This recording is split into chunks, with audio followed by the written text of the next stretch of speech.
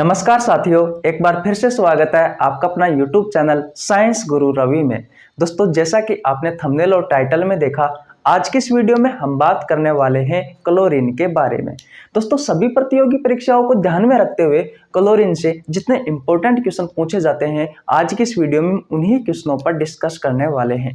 दोस्तों, हमारी वीडियो में हम वही क्वेश्चन लेते हैं, या तो वो पिछली एग्जाम में पूछा गया है या फिर दोस्तों आने वाली एग्जाम में पूछे जाने की संभावना है।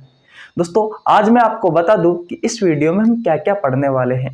दोस्तों, सबसे पहले हम पढ़ेंगे कि क्लोरीन की आवश्यकता में प्रतिदिन कितनी होती है, या फिर दोस्तों मैं कह सकता हूं कि मानव शरीर को क्लोरीन की प्रतिदिन कितनी आवश्यकता होती है।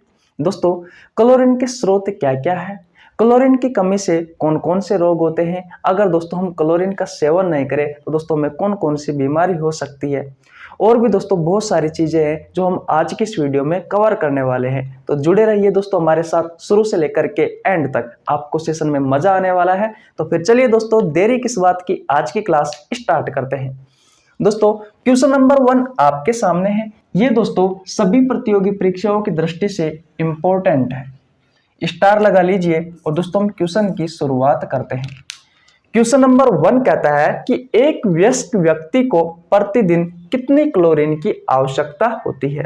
आपके ऑप्शंस है दोस्तों, ऑप्शन नंबर ए 300 से 800 मिलीग्राम, ऑप्शन नंबर बी है दोस्तों 2300 मिलीग्राम, ऑप्शन नंबर सी है दोस्तों 150 से लेकर के 250 माइक्रोग्राम, और ऑप्शन नंबर डी है दोस्तों 5 मिलीग्राम। दोस्तों, आपको अगर इनमें से किसी क्वेश्चन का आंसर आता है तो भैया आप कमेंट बॉक्स में बता सकते हो। फिलहाल दोस्तों मैं आपको बता दूं, आपका जो राइट आंसर होगा वो होगा दोस्तों 2300 मिलीग्राम। दोस्तों, एक वयस्क व्यक्ति को प्रतिदिन लगभग 2300 मिलीग्राम क्लोरीन की आवश्यकता होती है दोस्तों प्रतिदिन। लेकिन दोस्तों अगर मान लीजिए आपसे क्वेश्चन पूछा जाए कि भैया एक बच्चे को प्रतिदिन कितनी क्लोरीन की आवश्यकता होती है, तो दोस्तों आपका राइट आंसर होगा 300 से लेकर के 800 मिलीग्राम। बच्चे को कितनी क्लोरीन की आवश्यकता होती है दोस्तों, तो भैया 300 से लेकर के 800 मिलीग्राम प्रतिदिन एक बच्चे को क्लोरीन की आवश्यकता होती है। मान लीजिए दोस्तों अगर आपसे क्वेश्चन पूछा जाए कि आयोडीन की, जिसे आप आई से लिखते हो या फिर आई से दर्शाते हो, इस आयोडीन की प्रतिदिन कितनी आवश्यकता होती है मनुष्य के शरीर को, तो दोस्तों आपको ध्यान रखना है 150 से लेकर के 250 माइक्रोग्राम प्रतिदिन दोस्तों हमें आयोडीन की आवश्यकता होती है। अगर मान लीजिए आपसे क्वेश्चन पूछा जाए कि पोटेशियम की हमें प्रतिदिन कितनी आवश्यकता होती है, तो भैया प्रतिदिन हमें पोटेशियम की आवश्यकता होती है दोस्तों 5 मिलीग्राम। आशा करता हूं दोस्तों ये क्वेश्चन आपको बहुत अच्छे से समझ में आ गया होगा। स्क्रीनशॉट नहीं लिया है तो स्क्रीनशॉट ले लीजिए, एक बार मैं आपका फिर रिवीजन करवा देता हूं। मान लीजिए दोस्तों अगर आपसे क्वेश्चन पूछा जाए कि एक वयस्क व्यक्ति को कितनी क्लोरीन की आवश्यकता होती है, तो दोस्तों आपका राइट आंसर होगा 2300 मिलीग्राम। अगला क्वेश्चन ये आता है दोस्तों कि एक छोटे बच्चे को या फिर एक बच्चे को प्रतिदिन कितनी क्लोरीन की आवश्यकता होती है, तो दोस्तों 300 से लेकर के 800 मिलीग्राम प्रतिदिन उसे क्लोरीन की आवश्यकता होती है। बात क्लियर है। अगर आपसे क्वेश्चन पूछा जाए कि मानव शरीर को या फिर दोस्तों हमें प्रतिदिन कितने आयोडीन की आवश्यकता होती है, तो दोस्तों आपको ध्यान रखना है 150 से लेकर के 250 माइक्रोग्राम। ये माइक्रोग्राम है, ये मिलीग्राम है, दोनों में अंतर है। बात क्लियर है। प्रतिदिन दोस्तों हमें पोटेशियम की कितनी आवश्यकता होती है, तो भैया 5 मिलीग्राम पोटेशियम की आवश्यकता होती है। आशा करता हूं ये क्वेश्चन आपको बहुत अच्छे से समझ में आ गया होगा। अब चलते हैं दोस्तों अगले क्वेश्चन की ओर। अब बात करते हैं दोस्तों क्वेश्चन नंबर 2 की। देखिए दोस्तों क्वेश्चन नंबर 2 क्या कहता है, तो भैया क्वेश्चन नंबर 2 कहता है कि क्लोरीन के मुख्य स्रोत है। दोस्तों आपके ऑप्शंस है, ऑप्शन नंबर ए समुद्री खाना, ऑप्शन नंबर बी है मछली का लीवर, ऑप्शन नंबर सी है मूली, ऑप्शन नंबर डी है दोस्तों उपरोक्त सभी। तो भैया आपका जो राइट आंसर होगा वो होगा दोस्तों ऑप्शन नंबर डी उपरोक्त सभी। कहने का मतलब ये हुआ दोस्तों कि जो समुद्री खाना होता है यानी कि जो समुद्र से प्राप्त होता है उसमें दोस्तों क्लोरीन भरपूर मात्रा में पाई जाती है। इसके अलावा मछली का लीवर में भी क्लोरीन पाई जाती है। इसके अलावा दोस्तों मूली में भी क्लोरीन भरपूर मात्रा में पाई जाती है। लेकिन दोस्तों जो आपको याद करना है वो दोस्तों सबसे इंपॉर्टेंट है, वो दोस्तों मैं आपको अभी बताने वाला हूं, वो है दोस्तों बकरी का दूध। बकरी का दूध, इसमें दोस्तों भरपूर मात्रा में पाई जाती है क्लोरीन। इसके अलावा दोस्तों गाय का दूध, तो ये दोनों बहुत इंपॉर्टेंट है दोस्तों, आपकी एग्जाम के पॉइंट ऑफ व्यू से आपको ये याद रखना है। दोस्तों अगर आप प्रतिदिन जितनी हमें क्लोरीन की आवश्यकता होती है अगर उतनी क्लोरीन नहीं लोगे तो आपको बीमारी हो सकती है, आपका पाचन तंत्र प्रभावित हो सकता है। किस तरीके से हो सकता है ये मैं आने वाले क्वेश्चन में आपको बताने वाला हूं। स्क्रीनशॉट नहीं लिया है तो स्क्रीनशॉट ले लीजिए। आशा करता हूं ये क्वेश्चन आपको बहुत अच्छे से समझ में आ गया होगा। अगर आपको हमारी वीडियो अच्छी लग रही है तो वीडियो को लाइक कर दो, आपके छोटे भाई के लिए एक प्यारा सा कमेंट कर दो। चैनल पर नए आए हो तो चैनल को सब्सक्राइब कर लेना, बेल आइकन को प्रेस कर लेना जिससे आपके पास हमारी वीडियो का नोटिफिकेशन टाइम टू टाइम पहुंच सके। अब चलते हैं दोस्तों अगले क्वेश्चन की ओर। दोस्तों अब बात करते हैं क्वेश्चन नंबर 3 की। देखिए दोस्तों क्वेश्चन नंबर 3 क्या कहता है। दोस्तों क्वेश्चन नंबर 3 आपकी एग्जाम के पॉइंट ऑफ व्यू से बहुत ही ज्यादा इंपॉर्टेंट है। रेलवे और एसएससी वाले बच्चों के लिए तो बहुत ही ज्यादा इंपॉर्टेंट है। बात क्लियर है। क्वेश्चन नंबर 3 कहता है कि निम्न में से क्लोरीन किसके निर्माण में सहायक होता है। Option number A HCl, option number B enzyme, option number C वर्णक, ऑप्शन नंबर डी विटामिन। तो दोस्तों आपका जो क्लोरीन होता है वो दोस्तों HCl के निर्माण में सहायक होता है। किस तरीके से दोस्तों, देखिए अगर दोस्तों क्लोरीन को हम Cl से लिखते हैं, बात क्लियर है। अगर ये हाइड्रोजन के साथ मिल जाता है दोस्तों तो किसका निर्माण करता है, HCl का निर्माण करता है। HCl क्या है, हाइड्रोक्लोरिक अम्ल है। मैं लिख देता हूं हाइड्रोक्लोरिक अम्ल है। बात क्लियर है। ये क्या है दोस्तों, हाइड्रोक्लोरिक अम्ल है। अब देख लीजिए इसका कार्य क्या क्या है। तो दोस्तों पहला कार्य आपको मैं बता दूं, जो हाइड्रोक्लोरिक जो अम्ल होता है ये आमाशय में उपस्थित होता है, आपके पेट में उपस्थित होता है। इसका पहला कार्य क्या है, तो दोस्तों ये पाचन में सहायक होता है, पाचन में सहायक होता है। बात क्लियर है। इसके दूसरे कार्य की बात करो दोस्तों तो ये पेट में जो जीवाणु होते हैं उन जीवाणुओं को नष्ट करने में सहायक होता है, नष्ट करने में सहायक होता है। आशा करता हूं दोस्तों मेरे द्वारा बताई हुई बातें आपको बहुत अच्छे से समझ में आ गई होगी। एक बार और रिवीजन करवा देता हूं।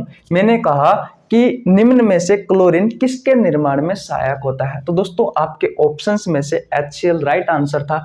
किस तरीके से, जब क्लोरीन दोस्तों हाइड्रोजन के साथ में जुड़ जाता है दोस्तों HCl का निर्माण होता है। HCl क्या है, एक प्रकार का हाइड्रोक्लोरिक अम्ल है। ये दोस्तों आमाशय वह आपका जो पेट होता है, आमाशय पेट एक ही बात है दोस्तों, आमाशय में उपस्थित होता है। अब बात आती है कि यह हाइड्रोक्लोरिक अम्ल के कार्य क्या है, तो दोस्तों ये पाचन में सहायक होता है पहली बात, और दूसरी बात जीवाणुओं को नष्ट करने में सहायक होता है। आशा करता हूं ये बातें आपको बहुत अच्छे से समझ में आ गई होगी। अब चलते हैं दोस्तों अगले क्वेश्चन की ओर। दोस्तों अब बात करते हैं क्वेश्चन नंबर 4 की। क्वेश्चन नंबर 4 दोस्तों आपके एग्जाम के पॉइंट ऑफ व्यू से बहुत ही ज्यादा इंपॉर्टेंट है, जरूर नोट कर लेना। क्वेश्चन नंबर 4 कहता है दोस्तों कि निम्न में से शरीर की सफाई करने वाला कारक है। दोस्तों आपके ऑप्शंस है, option number A HCl, option number B chlorine, option number C दोनों, ऑप्शन नंबर डी कोई नहीं। तो दोस्तों आपका जो राइट आंसर होगा वो होगा दोस्तों ऑप्शन नंबर सी दोनों। क्योंकि दोस्तों अभी मैंने HCl के कार्य पढ़ाए थे दोस्तों आपको मैंने, कि जो HCl होता है ये दोस्तों जीवाणुओं को नष्ट करने में सहायक होता है, जीवाणुओं को नष्ट करने में सहायक होता है। कहां पर दोस्तों, पेट में। तो कहीं ना कहीं दोस्तों हमारे पेट की सफाई या फिर हमारे शरीर की सफाई करने में दोस्तों HCl सहायक है। क्या इस बात को आप मानते हो क्या?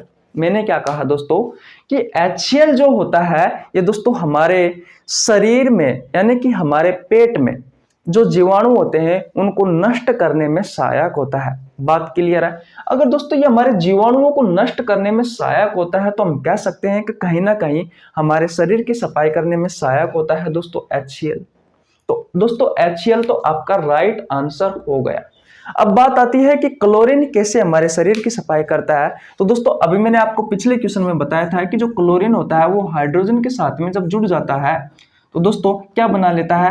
HCl बना लेता है। तो दोस्तों हम कहीं ना कहीं कह सकते हैं कि जो क्लोरीन होता है, क्योंकि क्लोरीन से HCl बना है, तो दोस्तों जो क्लोरीन होता है ये क्लोरीन भी हमारे शरीर की सफाई करने वाला कारक है। इसलिए दोस्तों हम राइट आंसर मानेंगे HCl को और दोस्तों क्लोरीन को। तो दोस्तों हमारा राइट आंसर हो जाएगा दोनों। आशा करता हूं दोस्तों ये क्वेश्चन भी आपको बहुत अच्छे से समझ में आ गया होगा। अब चलते हैं अगले क्वेश्चन की ओर। दोस्तों अब बात करते हैं क्वेश्चन नंबर 5 की। देखिए भैया क्वेश्चन नंबर 5 क्या कहता है, बड़े आराम से समझना, आपको बहुत मजा आने वाला है और दोस्तों कुछ नया सीखने को जरूर मिलेगा। क्वेश्चन नंबर 5 कहता है कि क्लोरीन की कमी से रोग होता है। दोस्तों आपके ऑप्शंस है, ऑप्शन नंबर ए शरीर में HCl कम बनेगा, ऑप्शन नंबर बी है पाचन तंत्र प्रभावित होगा, और ऑप्शन नंबर सी है जीवाणु पेट में पनप जाएंगे, और ऑप्शन नंबर डी है उपरोक्त सभी। तो भैया आपका जो राइट आंसर होगा वो होगा दोस्तों ऑप्शन नंबर डी उपरोक्त सभी। किस तरीके से, एक बार फिर दोहराता हूं दोस्तों पिछली कहानी कि जब दोस्तों क्लोरीन हाइड्रोजन के साथ में जुड़ जाता है तो दोस्तों किसका निर्माण होता है? HCl का निर्माण होता है, यानी कि हाइड्रोक्लोरिक अम्ल का निर्माण होता है। ये क्या करता है दोस्तों? ये भैया आपके पेट में जीवाणुओं को नष्ट करता है, पहली बात। और दोस्तों ये भोजन के पाचन में भी सहायक होता है। ये भैया भोजन के पाचन में भी सहायक होता है। अब आप ये बताओ कि अगर क्लोरीन हम सेवन नहीं करेंगे जितनी हमें आवश्यकता होती है तो भैया आपके शरीर में हाइड्रोक्लोरिक अम्ल नहीं बनेगा। तो फिर दोस्तों अगर आपके शरीर में हाइड्रोक्लोरिक अम्ल नहीं बना तो फिर दोस्तों आपको क्या क्या नुकसान हो सकते हैं? क्या दोस्तों आपके पेट में जो जीवाणु है वो जीवाणु पनपेंगे या नहीं पनपेंगे? दोस्तों पनपेंगे, क्योंकि ये जीवाणुओं को नष्ट करने में सहायक होता है HCl। तो दोस्तों ये आपका राइट आंसर हो गया। बात क्लियर है?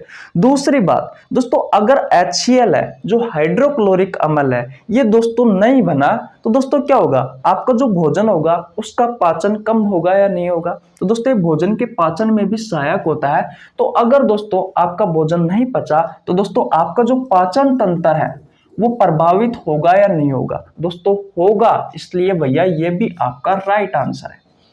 अब बात करते हैं जो सबसे सिंपल है कि अगर क्लोरीन का सेवन अगर हमने नहीं किया तो दोस्तों आपका HCl नहीं बनेगा, जो कि मैंने ऑप्शन नंबर ए में स्पष्ट रूप से लिखा हुआ है कि शरीर में HCl कम बनेगा। बात क्लियर है? तो ये आपके नुकसान हो सकते हैं। ये है भैया क्लोरीन की कमी से होने वाली बीमारी। इसलिए दोस्तों हमें सब चीजें सही मात्रा में खानी पड़ती है। बात क्लियर है? नहीं तो आप बीमार के शिकार हो सकते हैं। आशा करता हूं दोस्तों आज की क्लास आपको बहुत अच्छे से समझ में आ गई होगी।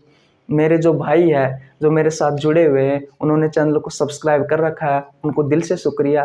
जिन्होंने नहीं कर रखा है उनको भी दिल से शुक्रिया। बट मैं तो यही विनती करता हूं कि आपको बहुत अच्छा कंटेंट हमारे यहाँ पर मिलता रहेगा। अगर आप हमारे चैनल पर नहीं जुड़े हैं तो जुड़ जाइए, चैनल को सब्सक्राइब कर लीजिए, बेल आइकन को प्रेस कर लेना जिससे आपके पास हमारी वीडियो का टाइम टू टाइम नोटिफिकेशन पहुंच सके। मिलते हैं दोस्तों किसी नेक्स्ट वीडियो में, तब तक के लिए जय हिंद जय भारत।